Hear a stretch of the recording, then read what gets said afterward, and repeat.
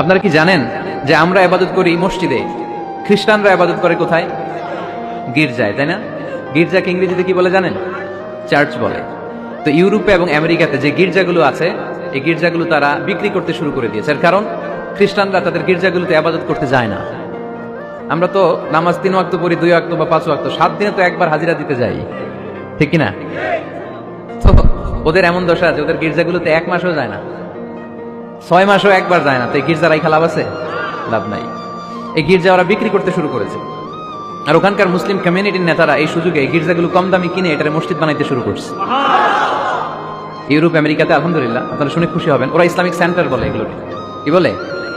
Islamic centre. আমাদের এরকম Islamic centre করা দরকার, যেখানে দার্স হবে, দার্স, রেগুলার দার্স হবে। এই যে তাফসীর মাহফিলগুলো বছরে একবার, গত বছর আসছিলাম এখানে, আবার 1 বছর পরে দেখা কি শিখলেন কি শিখলেন না, কি বুঝলেন কি বুঝলেন না, আর জানা শোনার সুযোগ হয়েছে নাই। কিন্তু